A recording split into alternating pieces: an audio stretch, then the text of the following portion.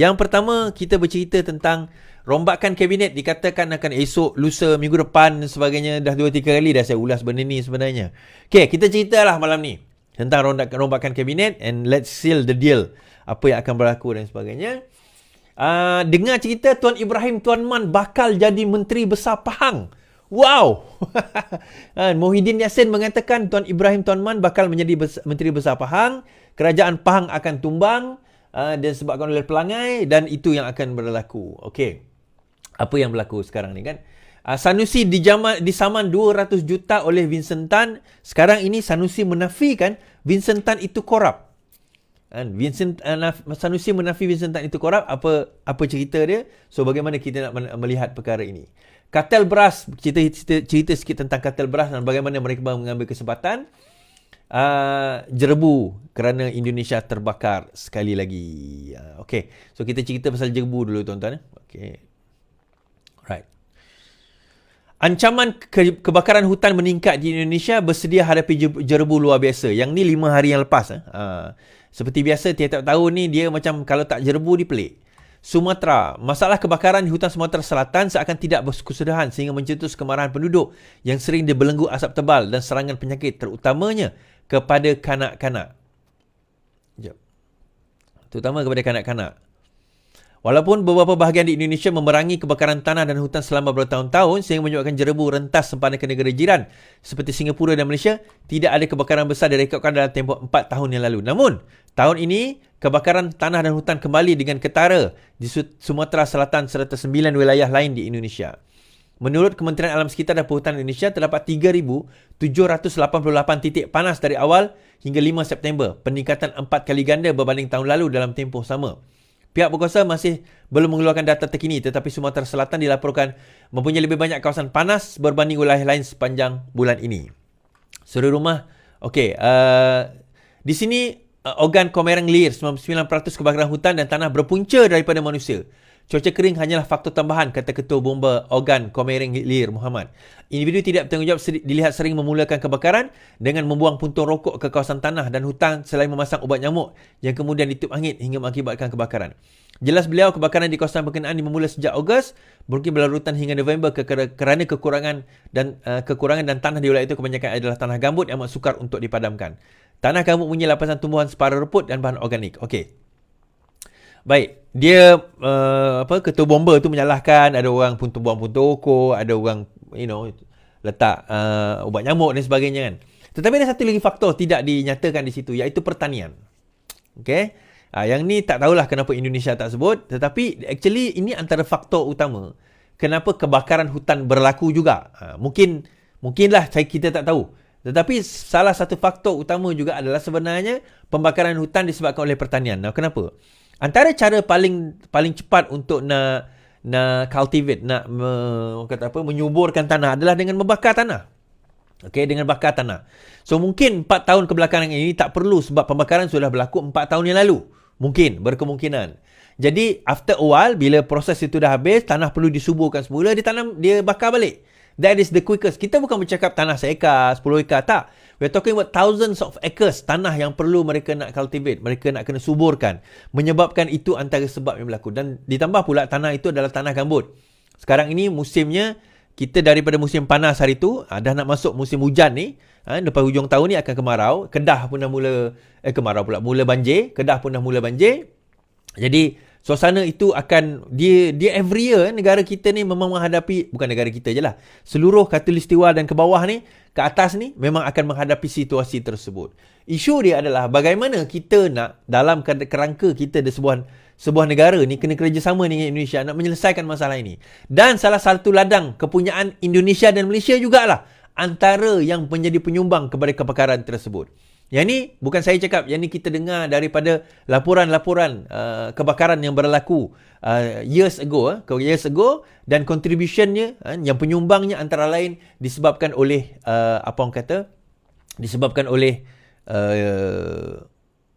pembakaran terbuka yang dilakukan kerana nak menyuburkan tanah. Okey, itu antara lain. Alright. So jerebu expected sekarang ini di negara Malaysia lah. seperti Selangor, Negeri Sembilan, even Sarawak sekarang ni pun masih menghadapi masalah jerebu. Dan kita menjangkakan yang ni berita ni lebih kurang dalam bila 5 hari lepas, if I'm not mistaken, this is 5 days ago. Yap, 29 September, 5 hari selepas. So dijangkakan perkara tersebut akan menjadi lebih buruk lagi in a few days time. Baik. Now kita cerita pula pasal kartel beras. Ni kita cerita dengan berita tempatan dulu, baru kita masuk hal politik. Ini bukti beras tempatan dikhianati kartel Exco Melaka.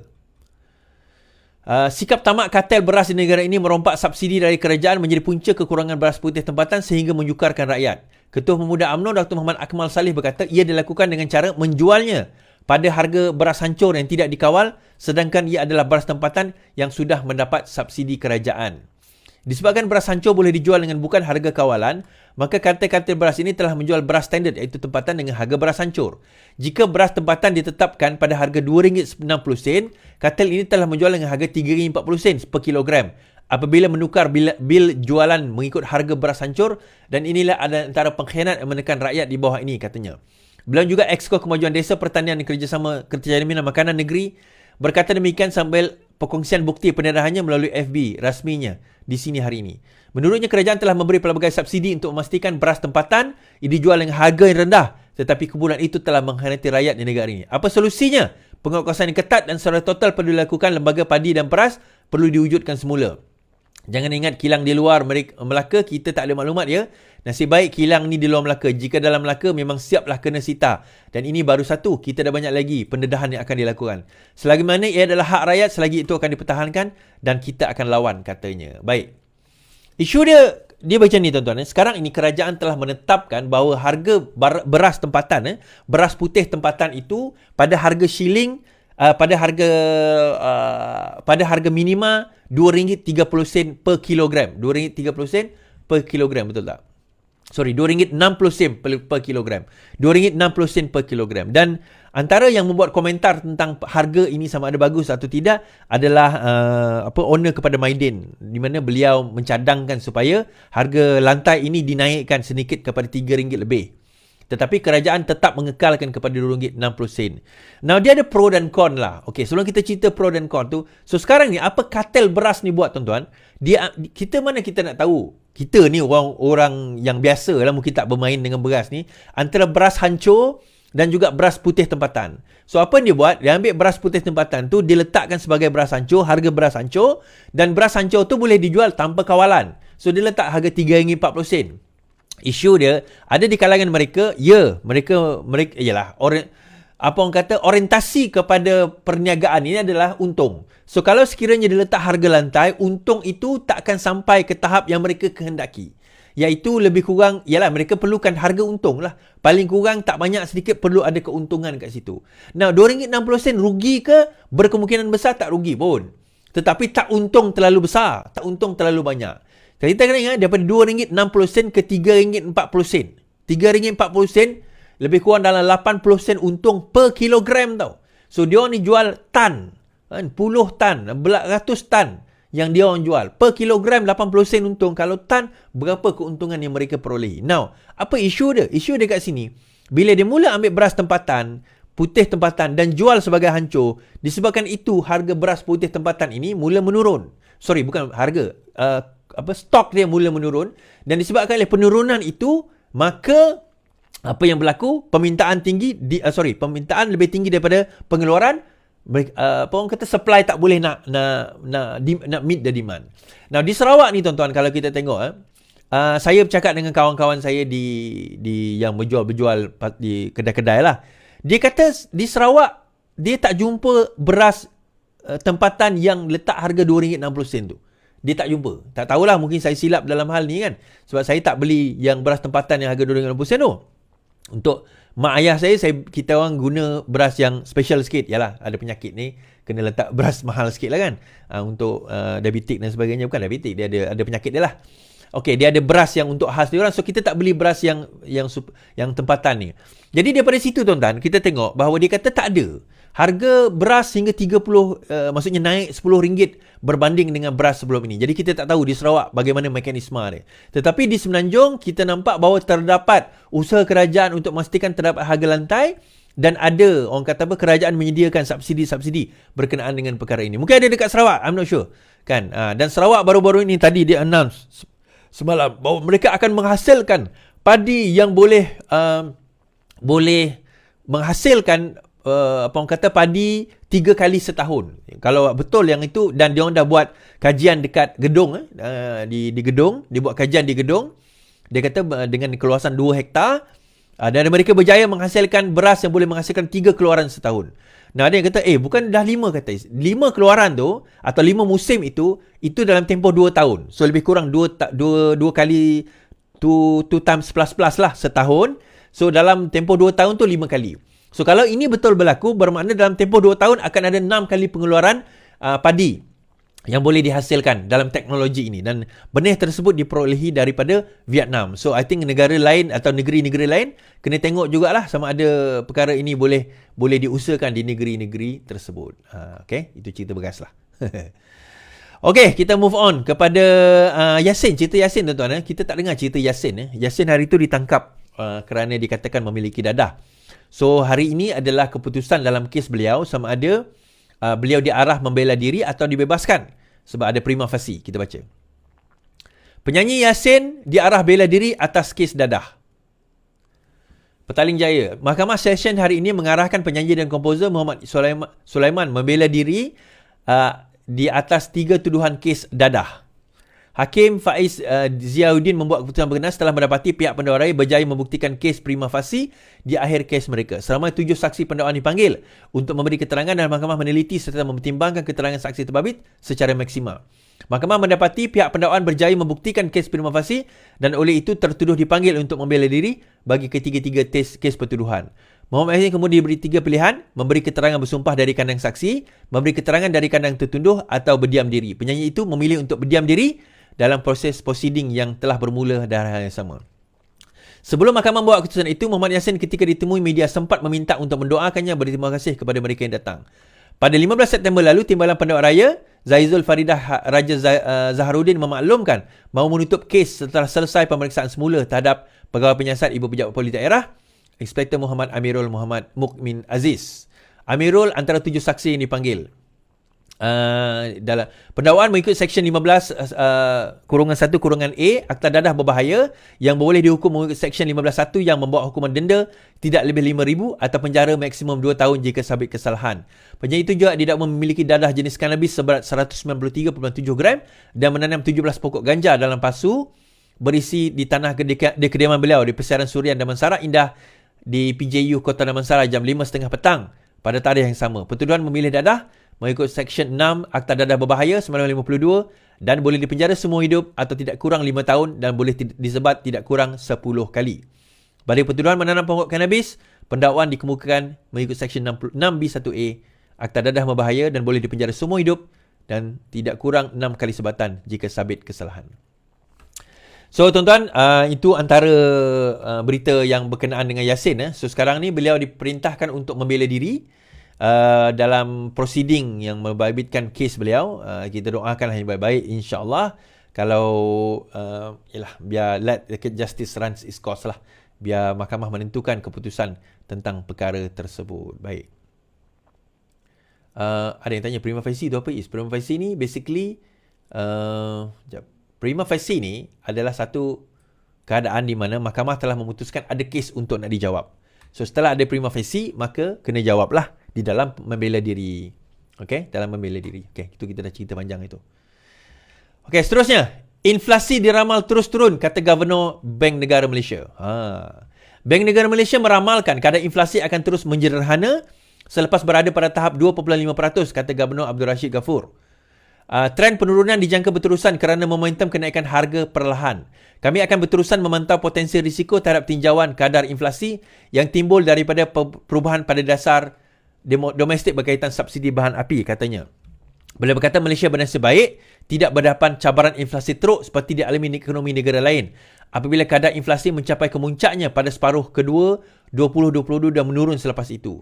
Rashid berkata trend itu ekoran harga komoditi lebih rendah dan situasi penawaran dan permintaan bertambah baik. Katanya, walaupun ekonomi seluruh dunia berdepan cabaran, ekonomi Malaysia kekal berdaya tahan. Beliau berkata aktiviti domestik berorientasi domestik, keadaan pasaran buruh melibatkan penambahbaikan pekerja dan gaji, termasuk pelaburan domestik dan asing menyumbang kepada keteguhan ekonomi. Faktor tersebut akan terus menyokong ekonomi Malaysia pada 2024. Ekonomi mendapat manfaat pemulihan beransur-ansur. Nah, tuan-tuan, kalau kita tengok kat sini, dia kata aktiviti berorientasi domestik, keadaan pasaran buruh melibatkan penambahbaikan pekerjaan dan gaji, termasuk pelaburan domestik dan asing menyumbang kepada keteguhan ekonomi. Baik, ada yang tanya, dia kata, berapakah yang dikatakan inflasi yang selesa, kita kata. Berapa inflasi yang dikatakan okey untuk sesebuah negara?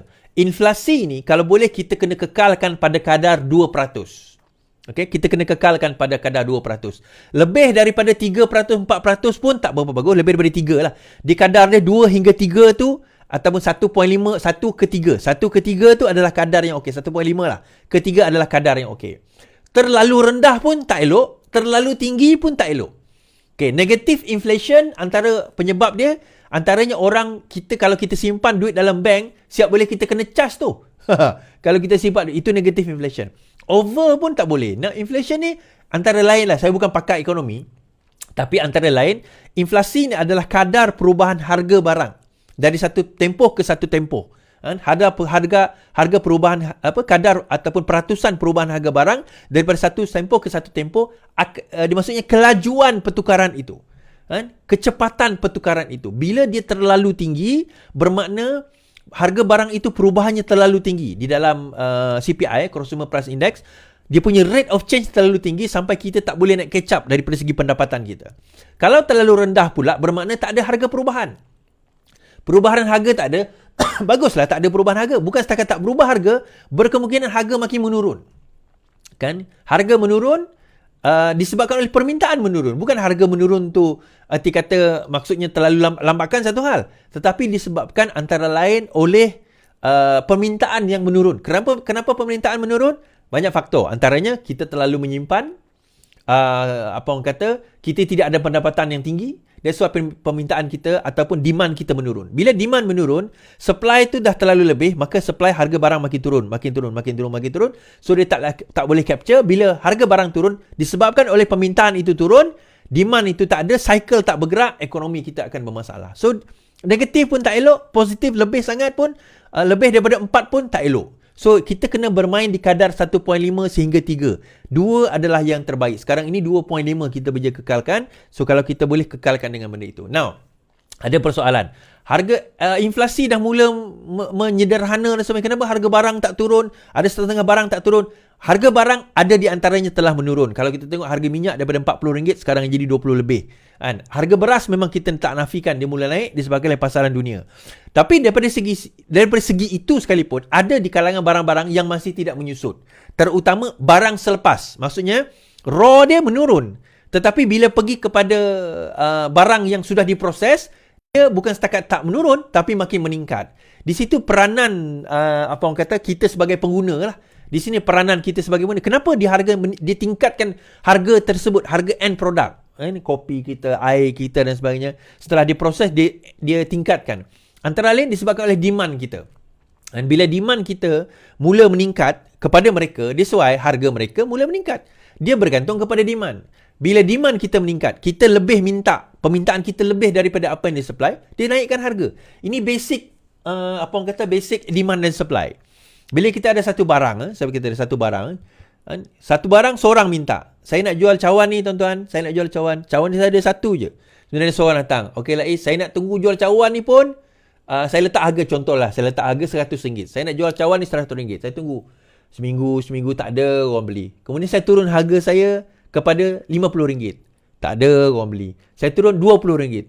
Tak ada orang beli. Tiba-tiba saya turunkan pada harga RM15. Boom, 10 permintaan. Iswardi aku nak. 10 orang minta. Alamak, tapi saya ada satu cawan. Kemudian saya kata, tadi berapa? RM15. Saya naikkan. Kalau siapa nak, saya letak harga cawan ni RM50. Daripada 10 tadi, tak ada siapa nak. Okeylah. Saya letak RM25. Seorang nak. Okey, maka harga dia, titik dia adalah pada RM25. Faham? Jadi harga turun naik tu berdasarkan permintaan dan juga supply kita. Benda-benda macam tu. Ni basic ekonomi lah tuan-tuan. Kalau kita belajar, kita tahulah. Okey. Saja kita nak tunjuk benda tu tadi. Keadaan ekonomi kita insya-Allah memulih, kita kata. Dan dalam masa yang sama, projek rumah sakit, 256 projek perumahan sakit dibaik pulih. Banting, sebanyak 256 projek perumahan terbengkalai swasta berjaya dibaik pulih dengan nilai pembangunan kasar berjumlah 23.37 bilion setakat Ogos lalu menurut Timbalan Menteri Pembangunan KPKT Akmal Nasrullah Muhammad Nasir. Beliau berkata ada projek perumahan itu sudah menerima sijil perakauan siap dan pematuhan jika sijil kelayakan penduduk CFO dan bertukar kepada status lancar. So ini antara inisiatif KPKT untuk membantu menyelesaikan masalah rumah terbengkalai. Baru-baru ini cerita tuan-tuan, baru-baru ni ada geng-geng Sarawak datang jumpa saya. Antara yang nak beli rumah tu adik saya lah. Adik saya pun beli rumah di kawasan tersebut. Santoria, saya sebutlah Santoria Semariang. Tak jauh daripada rumah saya dekat Semariang ni. Okey. Isu dia rumah tu terbengkalai. Okay. So adik saya cakap, bang, minta tolong bang, bagi tahu menteri kalau boleh interfere lah dalam bab ni. Okay, saya minta ada detail daripada ketua dia, Santoria ni. Saya minta ada detail sebagainya. So bila saya minta detail, saya bagi dekat menteri lah. Bila saya bagi dekat Timbalan Menteri Akmal Nasir, kawan kita juga, dia kata, Iswari minta maaf, untuk Sarawak tak sign akta, saya tengok akta berapa, di mana kerajaan federal tak boleh campur tangan dalam urusan baik pulih ataupun masalah kalau melibatkan perumahan di Sarawak. Saya macam, oh okay, interesting, saya pun tak tahu, saya pun tak tahu kan. So tak boleh campur tangan? Tak boleh. Kita boleh notify lah, tapi di end of the day, kerajaan negeri Sarawak yang kena campur tangan dalam bab ini. Jadi saya tanya pada dia orang, korang dah jumpa ke kerajaan negeri Sarawak? Dia kata dah. So apa tindakan dia orang? Tak tahulah. Sampai sekarang masih tak ada berita lagi. Rumah dah siap, cuma nak pindah milik, tetapi pemaju telah didenda. Pemaju telah didenda. Apa orang kata, ada benda lah, tak tahulah. Ada benda yang bermasalah. Ada mungkin lah apa benda yang masalah. Okay. Ni berita dia. Pembeli teranaya sambut Aidilfitri di rumah terbengkalai. Ni rumah dia. Projek perumahan Santoria, Borneo Semariang Garden yang terbengkalai sejak beberapa tahun lalu.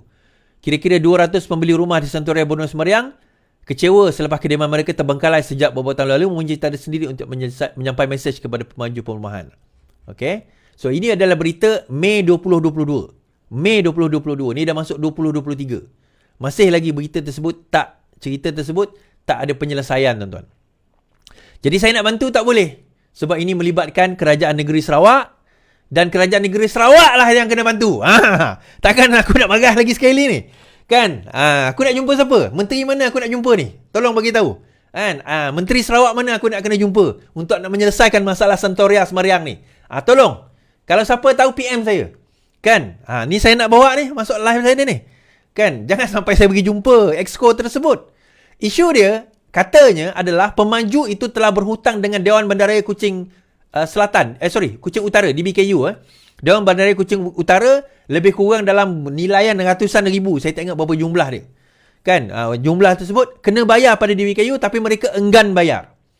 So sekarang ni saya tak boleh nak campur tangan dalam federal tak boleh campur tangan dalam urusan ini kerana ini melibatkan kerajaan negeri Sarawak. So kerajaan negeri Sarawak kena ambil tindakan. Ini tahun 2022. Ini nak masuk 2023. Masalah dengan orang Sarawak pula. Ini nak cerita masalah dengan orang Sarawak ni. Saya orang Sarawak. So bukan semualah tapi ada sebilangan ni dia ada masalah. Tapi mereka takut nak menyuarakan pandangan mereka. Ini masalah orang Sarawak. Ini orang Sarawak ni majoriti lah saya boleh kata orang Sarawak ni dia takut kena pulau, takut tebu, takut kena marah, takut kena anak, takut kena macam-macam lah jadi takutnya. Apa nak ditakutnya aku mesti faham. Kan? Tapi tak anaya. Teranaya sendiri sebab tapi takut nak menyuarakan pandangan. Kita kena berdiplomasi. Kalau aku 2022 tak apa rumah, aku tak berdiplomasi tau. Tak ada istilah diplomasinya. Aku tu serbu ke rumah YB. Aku nak tanya dia, rumah aku kenapa tak siap? Memanglah bukan YB tu punya rumah. Tetapi dia kena bertanggungjawab ke atas rakyat di negeri Sarawak. Terutama apabila melibatkan kawasan tersebut. Parlimen itu adalah Parlimen Santubong. Saya tahu Santoria Semariang tu Parlimen Santubong. Sempadan kepada Parlimen Petrajaya, Parlimen saya. Sempadan. Kalau di bawah parlimen saya, tahulah macam mana saya nak buat. Tapi ini parlimen Santubong. Kan? Bukan kata kita tak boleh nak bantu. Boleh. Tapi setakat itu yang kita boleh nak bantu. Kalau sekiranya tak boleh nak selesai juga, by the end of this year, insyaAllah lah. Yang ni nanti berjumpa lah dengan Iswardi Morni. Boleh? Ni saya nak cerita dekat Santoria punya kes ni. Siapa-siapa orang Santoria yang beli rumah dekat situ, 200 rumah, 200 rumah tersebut, tolong hubungi saya kalau by the end of this year tak selesai. Tapi tak risaulah, kita kata kenapa? Sebab adik saya pun salah seorang pembeli tersebut. Fahamlah korang. Kalau nampak Ben Morni tu, itu adik akulah. Okay? Dia dah bagi kebenaran untuk aku nak cakap. So bolehlah aku cakap. Sebelum ni aku tak nak cakap. Dia pun tak nak bagi tahu abang dia. Saya rasa kau tak pindah lagi ke? Dia kata, tak pindah. Macam mana bang? Rumah tak siap. Lah, apa sebab kau tak beritahu aku? Lah, ingatkan dah siap. Dah abang dah tahu. Manalah aku nak tahu semua benda. Apalah. Baik. Tak apa. Itu satu hal. Satu lagi cerita. Ni satu berita baik kepada Sanusi lah. Berita baik kepada Sanusi. Kerajaan negeri boleh tabik, kali ini boleh teroka unsur nadir bumi. Kerajaan negeri dibenarkan melaksanakan penukaran awal REE berdasarkan prosedur SOP bagi perlombongan nadir bumi dan mineral. Perkara ini diputuskan semalam dalam mesyuarat pertama Jawatankuasa Penjarah Pembangunan Industri Mineral JKPPIM semalam. Jawatankuasa itu juga melihat keperluan dalam melaksanakan rangka kerja bagi pembangunan industri mineral, contohnya untuk pengekstrakan REE. Bagi menyambut ucapan Perdana Menteri membentangkan kajian separuh penggal, kerajaan negeri dibenarkan melaksanakan eksplorasi awal berdasarkan SOP NRREE tanpa radioaktif dan berdasar-dasar mineral sedia ada, kata Nick Nazmi. Baik. So bermakna sebelum ini sebenarnya tidak ada kebenaran pun daripada kerajaan federal berkenaan dengan REE ini. Tetapi perkara itu telah diteroka. Itu yang menjadi masalah dia. Perkara tersebut telah diteroka dalam kadar, maksudnya tanpa kebenaran atau SOP yang dibenarkan oleh kerajaan persekutuan. Nah, ada yang tanya, apa kena mengena tanah mineral dengan kerajaan persekutuan sedangkan tanah itu adalah hak kerajaan negeri? Dia macam ni, tuan-tuan. Di dalam perlembagaan, apabila melibatkan mineral, tanah itu memang kerajaan negeri punya. Apabila melibatkan mineral, maka itu adalah kedua-duanya di bawah concurrent list, iaitu federal dan juga di bawah kerajaan negeri. So, kedua-duanya memain peranan dalam ekstrak. Tak boleh kerajaan negeri je nak ekstrak tanpa kebenaran federal atau federal yang ekstrak tanpa kebenaran kerajaan negeri. Kedua-duanya adalah tidak boleh. So, dalam keadaan tersebut, apabila Sanusi mula mengorek tanah-tanah REE, sebenarnya perkara itu tidak lagi diputuskan oleh kerajaan persekutuan. Ataupun mungkin tidak dapat kebenaran. Yang itu yang menjadi isu. Kenapa boleh ekstrak REE ini tanpa kebenaran dan juga tanpa SOP yang betul? Kerana ada di kalangan REE ini, rare earth element ini, yang berradioaktif. Kita kena faham ni, ada radioaktif dia. Jadi dia bukan boleh ekstrak macam tu je, bukan macam ekstrak emas. Memang harga dia mahal, tapi bukan semudah itu. Baik. Habis cerita kat situ. Right. Ni cerita bawa-bawa ni pasal pelancongan ni, pasal pelancongan. Kan ada ahli parlimen Langkawi kan, dia kata kenapa dalam isu pelancongan ini, kenapa Li Tua di Langkawi tidak masuk ke dalam area ataupun tidak masuk ke Langkawi. Dia kata, ditanya, kenapa tak masuk ke Langkawi? Kenapa lalu Langkawi, tak melalui Langkawi? Now, Datuk dia salahkan Hanayoh. Hanayoh kata, ini bukan bidang saya, itu pelancongan. Iaitu Datuk Tiong. Kemudian Datuk Tiong kata, kami dapat komplain daripada pelancong. Dia kata, dia orang tak boleh minum, dia orang tak boleh nak pakaian-pakaian yang bukanlah mencolok mata, tetapi pakaian yang dia kata yang bukanlah undecent, bukan bogil pun. Tetapi pakaian yang bagi orang Melayu kita bukan pakaian yang biasa lah. Mungkin seluar pendek ke, pakai string saja ke, tak tahulah. Perkara itu dikata tak boleh. Nak minum arak pun tak boleh dekat tempat tersebut. Sedangkan itu budaya ada orang kan. So disebabkan itu, maka kita tak bawa lah ke Langkawi. Kita tour ke tempat lain, dia kata. Alright. Kemudian dia tak puas hati. Langkawi ni tak puas hati. Kenapa tak bawa juga benda-benda macam tu? Alright. So Terengganu pun kata benda yang sama. Okay. Adun Gesa Terengganu lebih tegas kepada pelancong Muslim mencolok mata. Adun Ladang Zuraida Muhammad Noor hari ini menggesa kerajaan Terengganu bertindak tegas terhadap pelancong beragama Islam yang disifatkan berpakaian mencolok mata ketika melancong di negeri itu. Zuraida juga ketua saya Amirah PAS berkata garis panduan pelancongan antara lain jelas menyatakan pelancong beragama Islam perlu menutup aurat. Ini kerana terdapat setengah pelancong Muslim, terutama di pusat penghinaan dan pulau-pulau jelas melanggar garis panduan pelancongan di negeri Terengganu yang tidak memakai etika untuk pelancong Muslim. Saya menyaksikan sendiri pelancong Muslim wanita tanpa segan silu memakai seluar pendek, bersinglet, tidak bertudung, malah semakin ramai yang berani memakai mencolok mata di tempat pelancongan kita, katanya. Baik.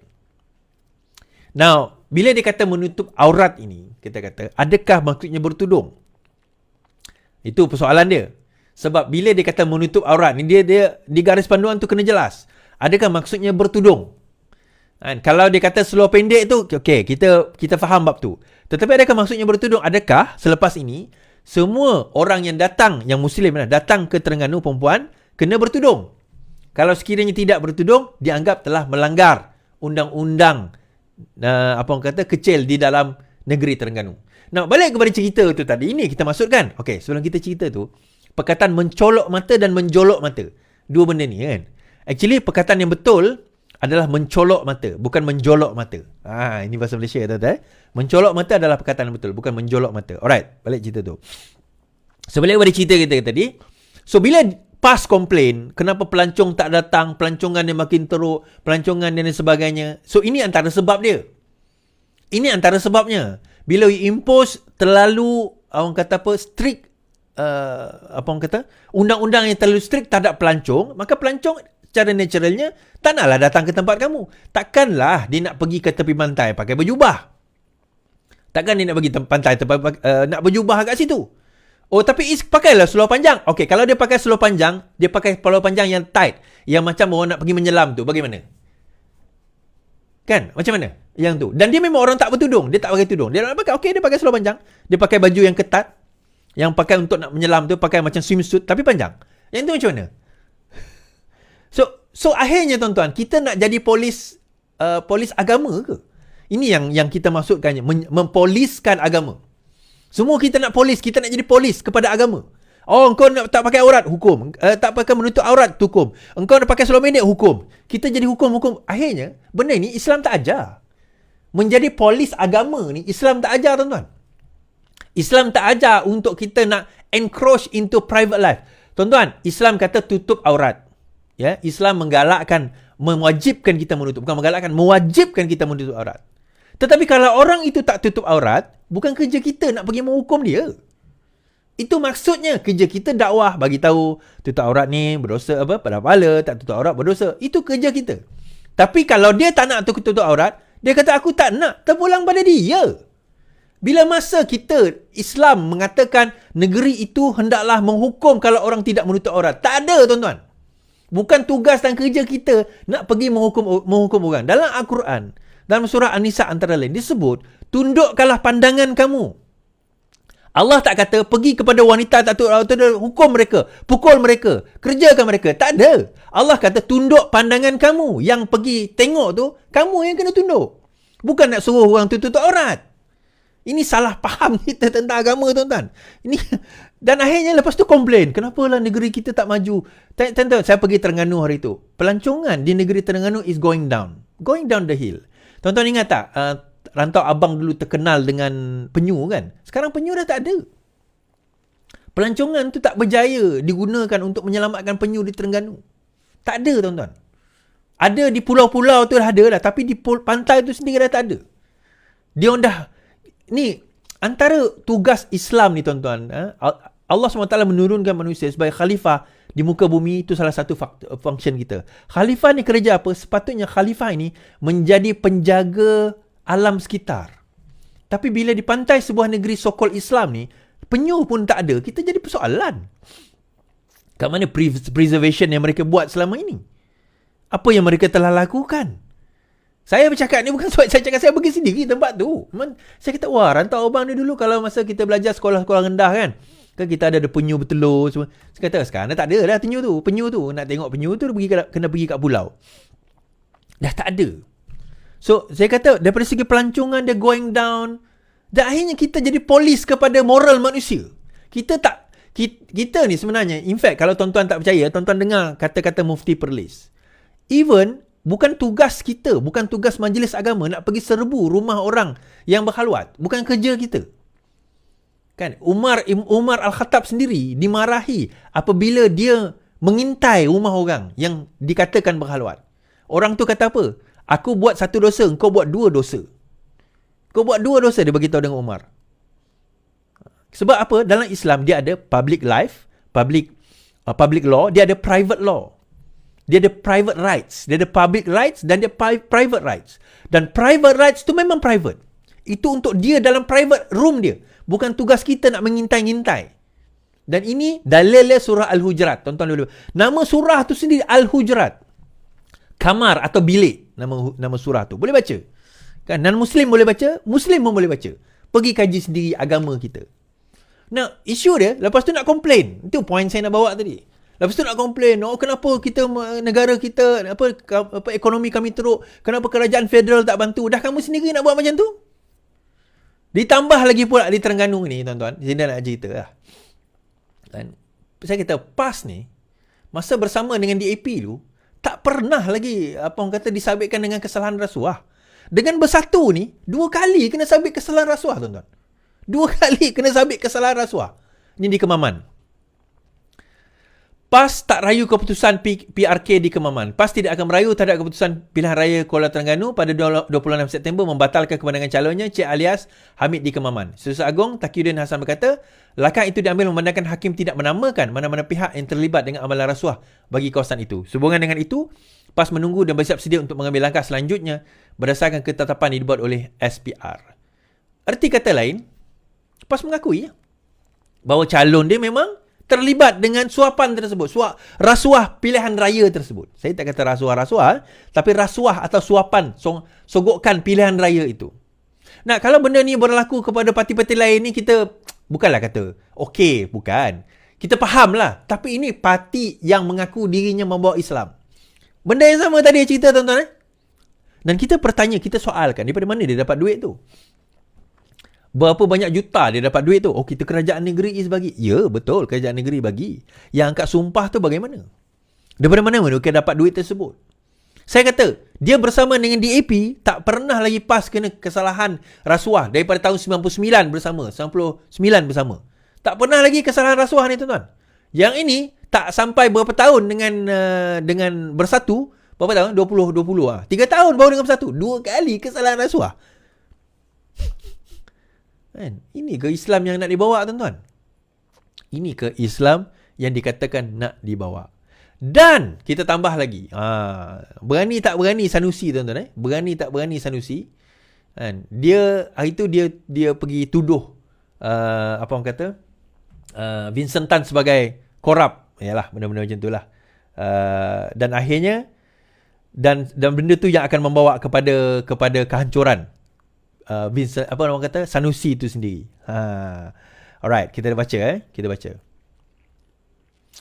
Vincent Tan berjaya lance file saman terhadap Sanusi.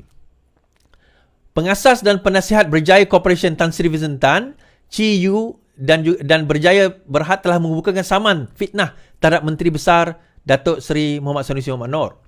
Saman itu berhubung kenyataan Muhammad Sanusi mengenai projek Gerbang Maritime Selangor dan dalam ucapannya pada ceramah sempena pilihan raya. Vincent Tan dan Berjaya memfailkan saman fitnah berkenaan di Mahkamah Tinggi Shah Alam melalui firma guaman Tetuan Pierre Chua dan Associate pada 4 September ini.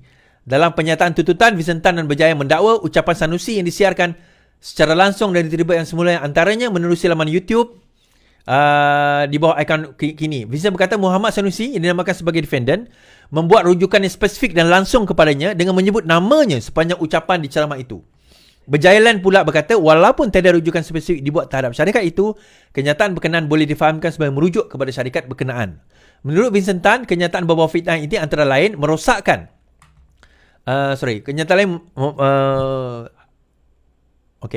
Menurut Vincent Tan, kenyataan bahawa fitnah itu antara lain bermaksud beliau dan syarikat terbabit adalah korup dan kroni Menteri Besar Selangor Datuk Seri Amiruddin Syahri serta memperolehi tanah seluas 600 hektar secara percuma. Yang ini adalah central question yang nak dibawa.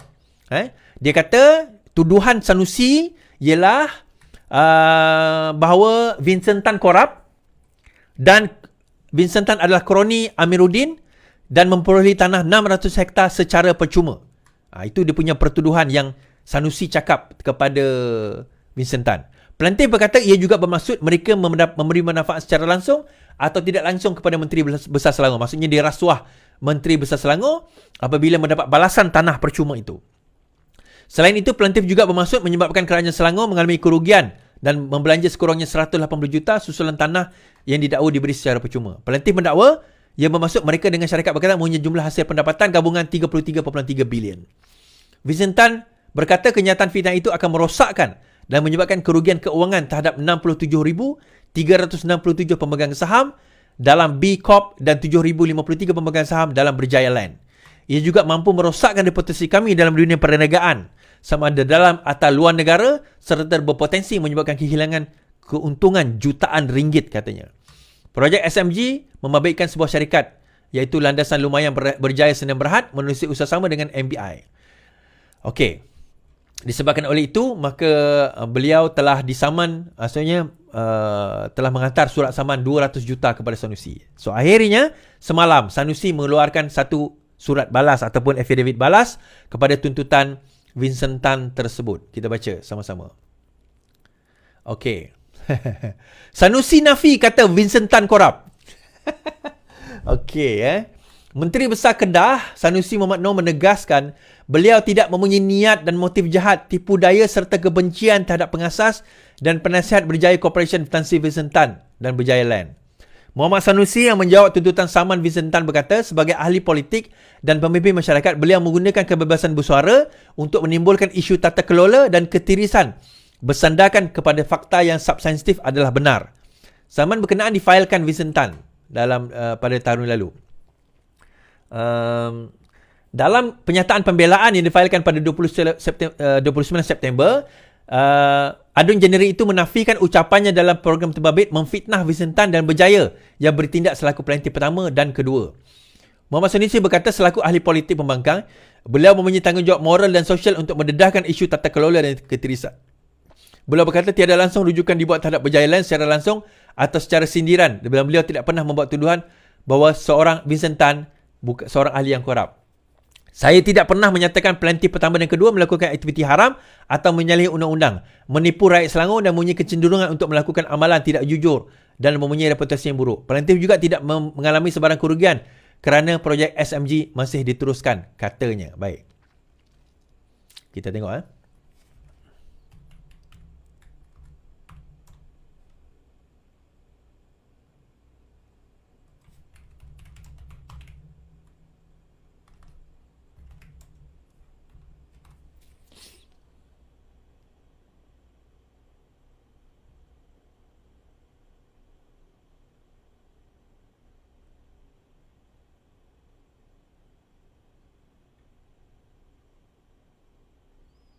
Okay.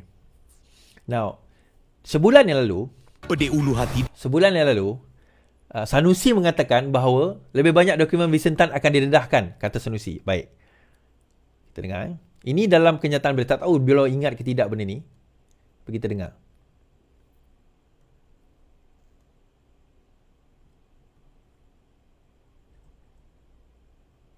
Berita utama. Menteri Besar Kedah Datuk Seri Mohamad Sanusi Mohamad Noor tidak akan melayan tuntutan permohonan maaf terbuka oleh pengasas dan penasihat Berjaya Corporation Berhad Tan Sri Vincent Tan dan Berjaya Land Berhad. Calon Dewan Undangan Negeri Jeneri mendakwa kes itu mula mendapat perhatian dan dokumen mengenainya akan didedahkan kepada umum. Jelasnya, beliau memberi bayangan akan ada perkembangan terkini mengenai isu itu dalam masa beberapa hari lagi. Sebelum ini, Tan Sri Vincent menuntut permohonan maaf secara terbuka dan pampasan ganti rugi 200 juta ringgit daripada Datuk Seri Sanusi. Ia susulan kenyataan berunsur fitnah dan tidak benar yang didakwanya ketika ceramah Perikatan Nasional di Jitra Kedah mengenai projek Gerbang Maritim Selangor SMG. Menerusi kenyataan Berjaya Land, satu surat tuntutan firma guaman mewakili Tan Sri Vincent dan syarikat itu telah dikemukakan. Tindakan akan diambil jika Datuk Seri Sanusi gagal memenuhi 5 tuntutan yang diberi tempoh sehingga semalam. Okey. So bukan itu saja, tuntutan tersebut, kenyataan Sanusi tersebut juga mengatakan dia ada dokumen. Dia adalah bagi banyak dokumen yang akan dia dedahkan. Nah, kalau dokumen itu ada tuan-tuan, kenapa tiba-tiba dalam jawapan balas dia macam ni? Bila Vincent Tan pergi hantar surat, hantar saman, dia hantar saman, dia kena balas. Dia kena hantar jawapan balas untuk menjawab tuntutan tersebut. So, dalam jawapan balas tadi yang kita baca, dia kata apa? Dia kata menurut jawapan apa yang ditulis oleh Sanusi, saya tidak pernah menyatakan pelantik pertama dan kedua melakukan aktiviti haram atau menyalahi undang-undang. Dia kata, dia tak pernah kata Vincent Tan dan juga Berjaya Land menyalahi undang-undang, melakukan aktiviti haram atau menyalahi undang-undang, menipu rakyat Selangor dan mempunyai kecenderungan untuk melakukan amalan tidak jujur dan mempunyai reputasi yang buruk. Itu yang pertama. Dia kata dia tak pernah cakap pun. Tetapi di dalam ucapan dan juga kita dengar tadi mengatakan bahawa dia ada bukti. Dia mengatakan di dalam tuntutan, di dalam ceramah beliau, dia kata apa? Bahawa Vincent Tan telah menerima ratusan ekar tanah secara percuma daripada Kerajaan Negeri Selangor. Atas balasan itu dia telah dapat projek. Sedangkan tanah itu 180 juta. Saya ada dokumen untuk membuktikan. Maka di situ adalah fitnah. Bila dia mengatakan itu bukan fitnah, dia kata itu kebebasan dia sebagai seorang pembangkang untuk mendedahkan tata kelola. Dia kata itu kebebasan saya. Itu hak saya sebagai seorang pembangkang untuk mendedahkan tentang tata kelola. Now, isu. Bila kita menuduh tuan-tuan, kebebasan untuk mendedahkan tentang tata kelola, yang pertama, kalau betul ada tata kelola, laporkan kepada SPRM. Itu yang pertama. Bukan dicerdahkan di ceramah umum. Itu yang pertama. Yang kedua, kalau benarlah dia kata SPRM ni tak boleh pakai, polis tak boleh pakai, kita kena dedahkan macam ni, macam kita berlaku pada zaman dahulu kan, fine. Jadi janganlah takut dedahkan dokumen itu di dalam mahkamah. Itu je. Jadi apa nak risau, nak takut, nak dedahkan dokumen itu di dalam mahkamah? Kenapa sampai kata bahawa Vincent Tan tak korup? Dia kata. Dan yang kedua, plaintiff juga tidak mengalami sebarang kerugian kerana projek SMG masih lagi diteruskan. Now, yang ni saya nak jelaskan sikit. Bila kita cerita kerugian, tidak semestinya kerugian pada projek yang disebut. Kerugian pada reputasi, future income, nama, kepada turunnya stok, kepada ketidakyakinan pelabur. Yang ini semua tak boleh nak di-gauge, tak boleh nak nilai. The fact dia mengatakan perkara tidak benar sehingga merendahkan reputasi sesuatu entiti itu, sama ada individu ataupun syarikat, maka itu sendiri tantamounts kepada apa? Kepada fitnah, tuan-tuan. Yang boleh disaman. Itu tantamount kepada fitnah yang boleh disaman. Jadi persoalan kita sekarang ini, kalau Sanusi itu berkata benar, dan bawalah benda ini ke mahkamah. Kita tak ada masalah. Kan? Kalau tak, kenapa dia sanggup nak mendedahkan perkara tersebut? Ini belum cerita Amir pergi saman Sanusi lagi. Ini baru Vincent Tan saman Sanusi. So, kalau berani, teruskan. Lawan. Kan? Kalau berani hak tersebut, maka teruskan. Bagi saya, Sanusi akan kalah teruk ni, tuan-tuan. 600 juta dia kena buktikan dalam mahkamah ni. Bukan kerja Vincent Tan nak kena buktikan dia tak terima tanah tersebut. Ini kerja Sanusi, nanti dia kena dedahkan bahawa benar setiap dakwaan tersebut terhadap Menteri Besar, terhadap Vincent Tan. Kalau dia kalah kes terhadap Vincent Tan, automatik nanti dia akan kalah terhadap Amir. Dua saman dia kalah. Kan? Yang tu lain kali hati-hati. Kalau nak memfitnah orang, ini pas dengan fitnah dia tak tahu lah, tuan-tuan. Tapi ramai orang percaya tu. Itu masalahnya. Kan ramai orang percaya. Dalam masa yang sama, tuan-tuan, pelangai ni, ada cerita pelangai. Ada yang mengatakan, ada yang kata, kalau pelangai ni menang, jatuh kerajaan Pahang ni. Saya fikir. Sekarang ini, BN ada 17 kerusi. Barisan Nasional ada 17 kerusi. Perikatan Nasional ada 17 kerusi. So, seri. Tetapi Pakatan Harapan ada 8 kerusi. So, sekarang ni Pakatan Harapan bergabung dengan Barisan Nasional. Katakanlah, na'udzubillah, jatuh pelangai, 16 Barisan Nasional, 18 Perikatan Nasional. Tetapi 16 campur 8 masih lagi majoriti kepada BNPH. Dekat mana yang dikatakan kerajaan akan tumbang? Itu baru satu kerusi. Tapi tak tahulah, mungkin sebab dia tahu orang PAS ni bodoh kot. Jadi dia buatlah cerita. Okay. Muhyiddin berkata, membayar bayangan Tuan Ibrahim Tuan Man bakal calon Menteri Besar Bahang.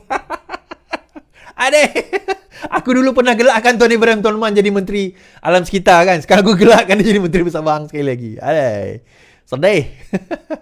Okey, kita baca. Okey, kod esok bangun pagi, mana-mana yang berhormat masuk jemaah kita, Menteri Besar sudah ada, Tuan Ibrahim Tuan Man katanya.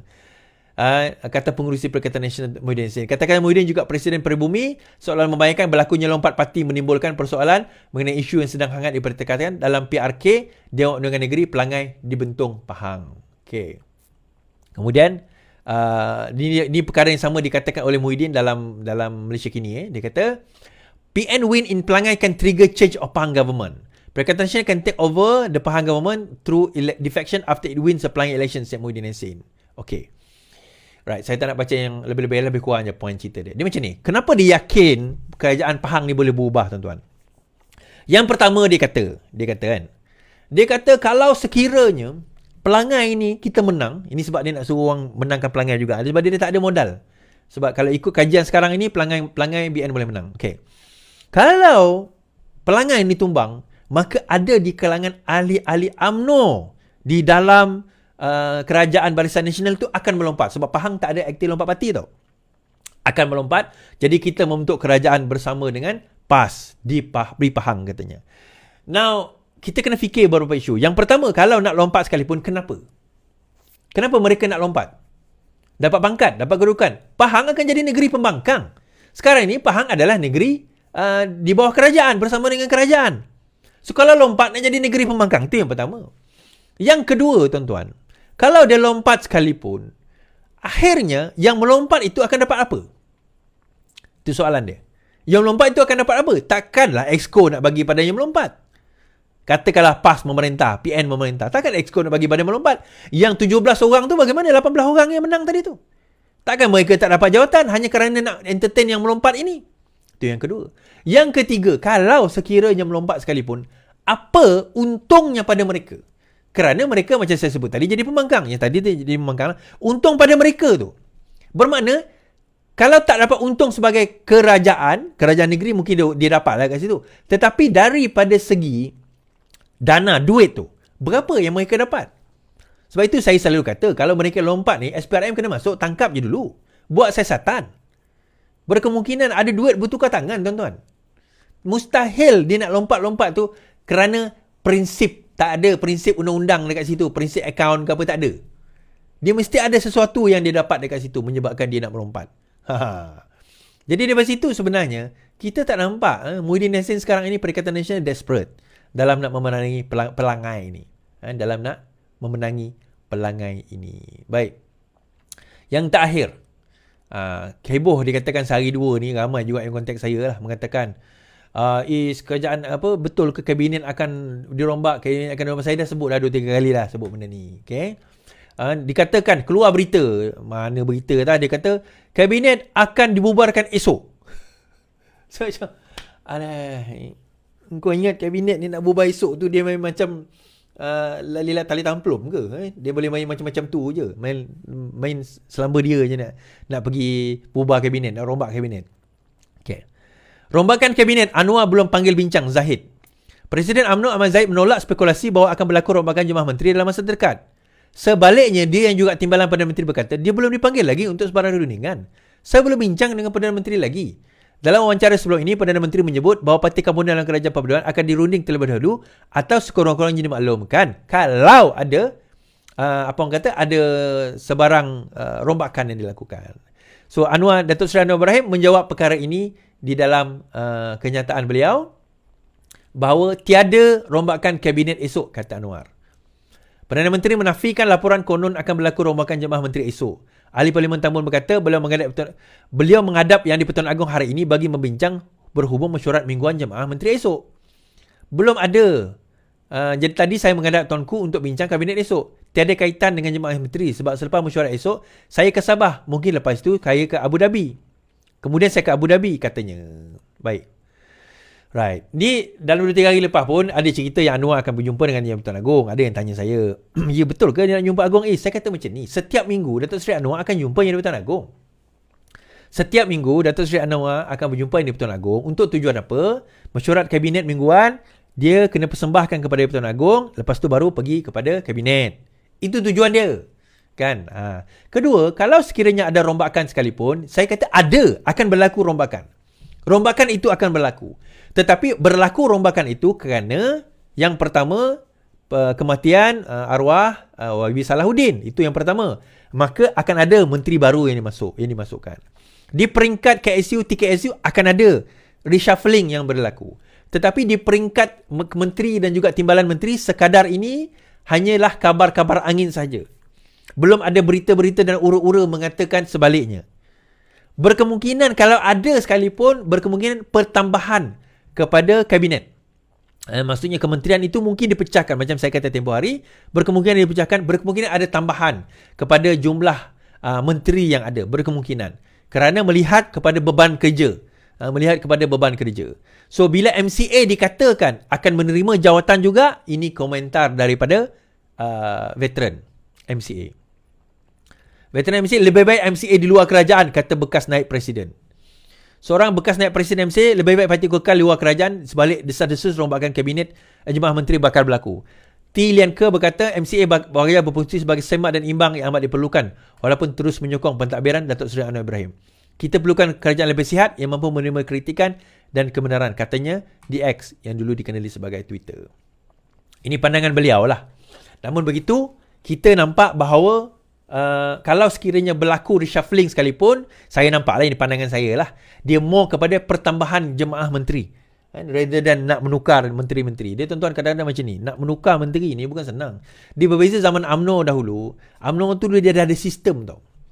Tapi kalau katakanlah menteri tu menteri keadilan, dia nak kena tukar, dia nak kena belajar setahun lagi, dia nak kena belajar ni. Tapi kalau Datuk Seri Anwar nak tukar juga, itu saya kata apalah, itu hak dia. Tapi kalau dia nak kena tukar, setahun dia nak kena belajar, 6 bulan ke setahun tu, dia nak kena faham proses dahulu. Yang itu yang agak payah sebenarnya. Yang menyebabkan kita nak kena faham. Takkan lama tu nak faham proses? Iya. Lama itu kita nak kena faham proses. Kita nak kena tahu akronim pun tu pun kita dah pening. KKM, KKD, KKU, PXY, KSA, sebagainya kan. Nak tahu kementerian, nak tahu jabatan, nak tahu jawatan, nak tahu unit-unit tu pun dah memakan orang kata dah memakan masa untuk kita nak faham. Belum kita cerita polisi, belum kita cerita reform, belum lagi kita cerita perubahan. Benda itu sendiri akan memakan masa yang amat tinggi dan besar sebenarnya kalau untuk benda itu berlaku. So itu tuan-tuan, macam saya kata tadi, sebenarnya perkara ini kalau kita betul-betul nak kata ada rombakan berlaku itu, rombakan itu untuk kebaikan rakyat. Kalaupun sekiranya ada. Kalau saya kata sekiranya. Tetapi untuk nak berlaku dalam tempoh masa sekarang dan sebelum bajet nak diumumkan ni, mungkin bagi saya tu agak sukar untuk berlaku lah. Mungkin agak sukar. Ya, Menteri KPDN kena nak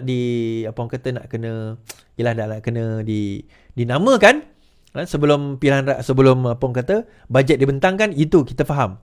Tetapi dalam masa yang sama, kita kena faham juga bahawa nak menggerakkan perubahan. Ya, perubahan itu perlu. Nak menggerakkan perubahan ini, kita memerlukan masa.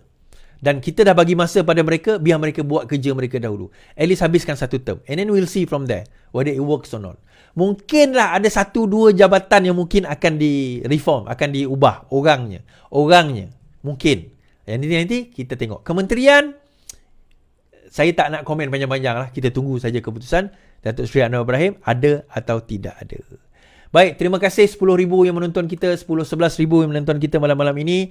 Alhamdulillah, terima kasih yang share, yang like, yang subscribe. Ada 100 orang share. Terima kasih yang bersama dengan kita. Alhamdulillah. Terima kasih kerana menonton. Kita teruskan menyokong insyaAllah. Dan teruskan kita membela kerajaan ini. Dan now we are going to the right direction. Ini saya nak beritahu tuan-tuan. Kita menuju ke arah yang betul.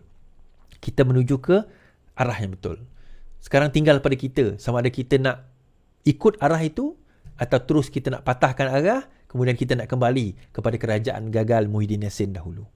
Sekian daripada saya. Sekian. Selamat malam, selamat beristirahat. Yang penting, lawan, tetap lawan. Assalamualaikum.